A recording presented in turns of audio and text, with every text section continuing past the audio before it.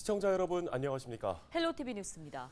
양주 회천 신도시 준공 2년을 앞두고 LH가 아파트를 더 짓기 위해 계획 변경을 신청했다는 소식 얼마 전에 전해드린 바 있습니다. 보도 이후에 LH가 수익 사업에는 열심이지만 인프라 조성에는 소홀하다는 비판이 잇따랐는데요. 네, 그런데 저희 취재진이 조금 더 자세히 들여다봤더니 처음 신도시 개발 추진 당시에 있었던 인프라 조성 계획이 일부 줄어들거나 부지 자체가 사라진 것으로 확인됐습니다. 김신혜 기자의 단독 보도입니다. 내년 1월 준공 예정인 양주 회천 신도시의 한 아파트 단지. 이곳 일부 3만 7천여 제곱미터 면적은 당초 회천 신도시가 계획될 당시 근린공원 부지였습니다. 축구장 5개를 합친 면적과 비슷합니다. 인근에 있는 또 다른 아파트. 지난달 준공된 이곳 일부는 원래 도서관이 들어설 예정이었습니다. 이처럼 회천 신도시가 개발되는 과정에서 공원이나 도서관 등 공공시설 부지가 아예 빠지거나 줄어든 것으로 확인됐습니다.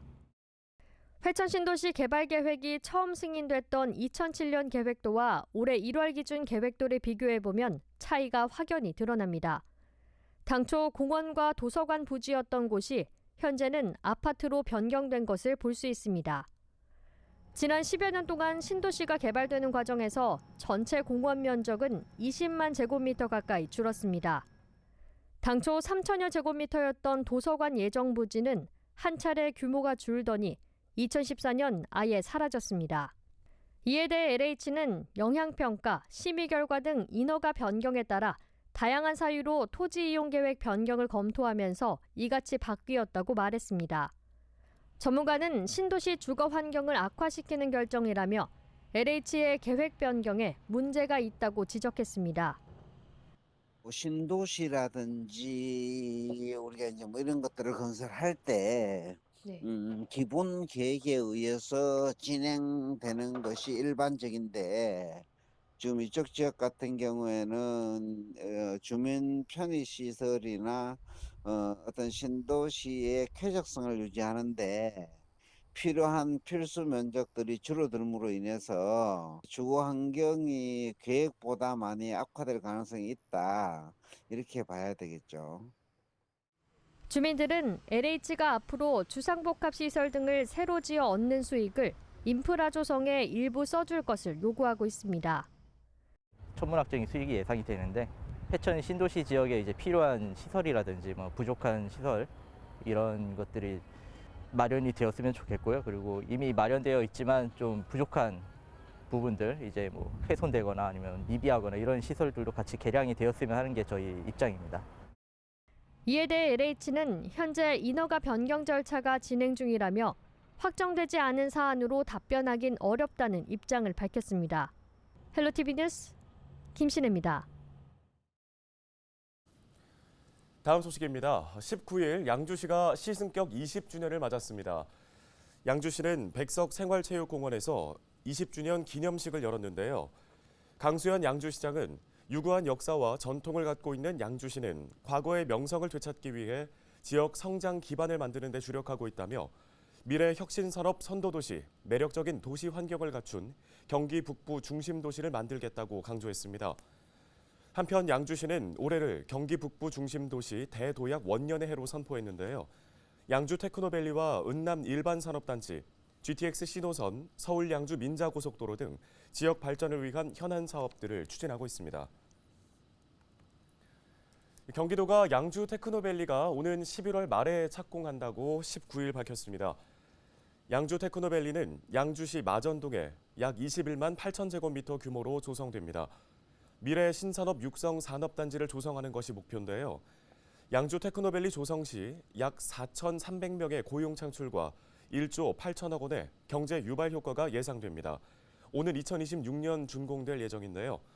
이계삼 경기도 도시주택실장은 양주 테크노밸리 착공은 경기 북부 대개발의 시작을 의미한다며 경기 북부 특별자치도 설치도 한층 탄력을 받을 수 있을 것이라고 설명했습니다. 동두천시가 사통팔달 교통망 구축에 모든 행정력을 집중한다고 밝혔습니다. 동두천시는 우선 GTX-C 연장 사업 조기 확정에 힘을 쏟는다는 방침입니다. 2023년 하반기 착공, 2028년 개통을 목표로 국토교통부 등 유관기관과의 협의에 행정력을 집중해 나갈 계획입니다. 이뿐 아니라 서울과 경기 최북단 연천을 잇는 서울-연천 고속도로 신설 사업에도 힘을 더할 예정입니다.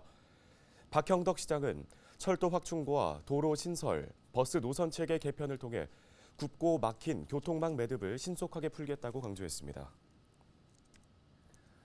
18일 저녁 7시 10분쯤 경기도 신곡동의 한 다세대 주택 반지하에서 불이 나 한 명이 숨지고 한 명이 중태에 빠졌습니다.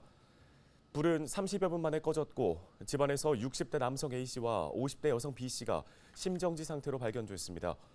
이들은 병원으로 옮겨졌지만 A씨는 치료 도중 숨졌고 B씨는 의식을 회복하지 못하고 있는 것으로 전해지고 있습니다. 경찰과 소방당국은 정확한 화재 경위를 조사하고 있습니다.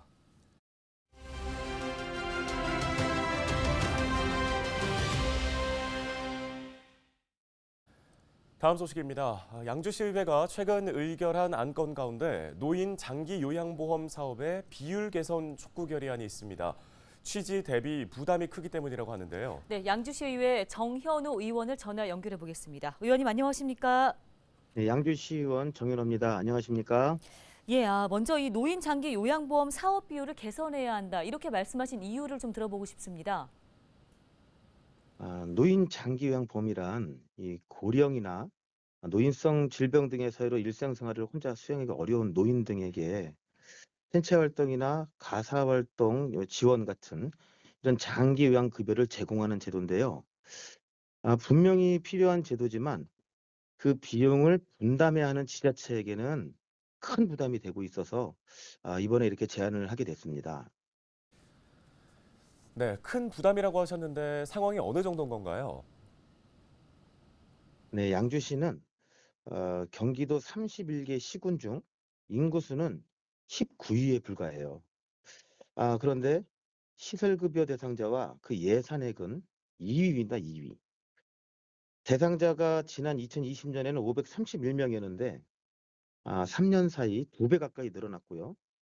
또 대상자가 늘면서 예산액은 총 291억 원으로 양주시가 50%를 분담하고 있습니다. 그러다 보니까 이 시 재정 자주도는 2018년대 65.2%인데 지금은 56.9%까지 낮아졌고요.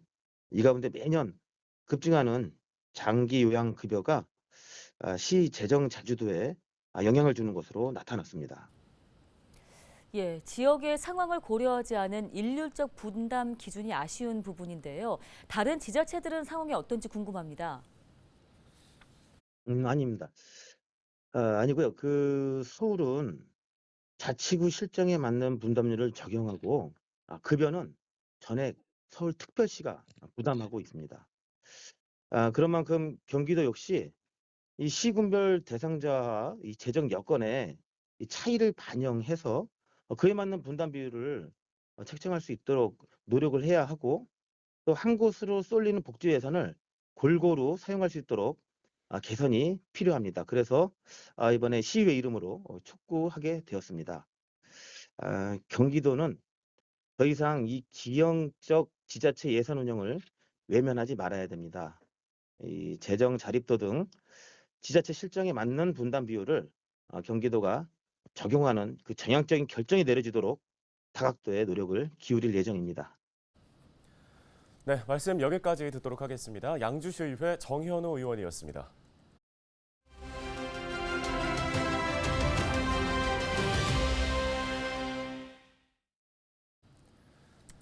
(104회) 전국체전이 7일간의 열전을 마무리했습니다. 49개의 종목을 놓고 열띤 경쟁을 치른 가운데 상대적으로 비인기 종목들은 응원까지 적어서 아쉬움을 보이기도 했는데요. 네, 하지만 맹활약을 펼치며 큰 성과를 보여줬습니다. 송효창 기자가 취재했습니다. 지난 18일 열린 남자 일반부 높이뛰기 결선. 스마일 점퍼 우상혁 선수가 호응을 유도합니다. 관중석에 있던 사람들은 이에 맞춰 박수를 치며 응원을 보냅니다. 그래서일까? 이날 우상혁 선수는 2m32라는 대회 신기록과 함께 전국체전 4연패라는 기록까지 달성했습니다.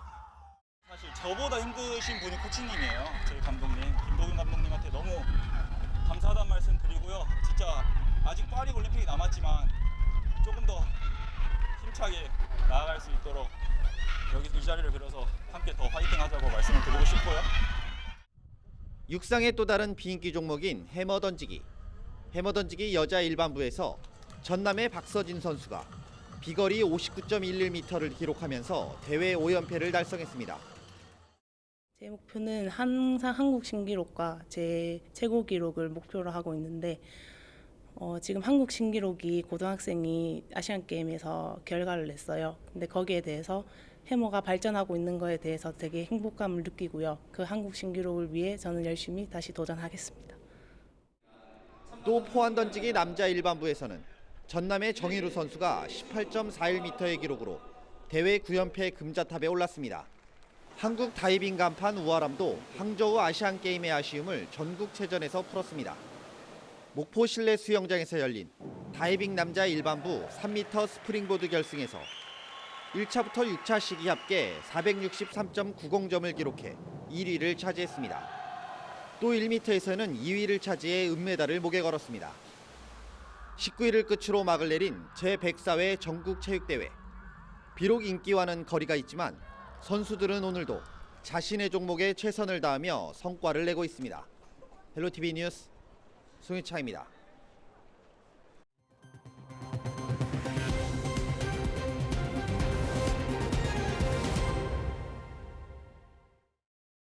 동두천시가 오는 26일까지 소요산과 로컬 앤 레트로 숲 힐링을 테마로 관광 홍보 팸투어를 실시합니다. 팸투어는 소요산 트레킹과 소요산 단풍 문화재, 캠프 보산 디자인 아트빌리지 공방 체험, 치유의 숲 체험 등으로 진행될 예정입니다.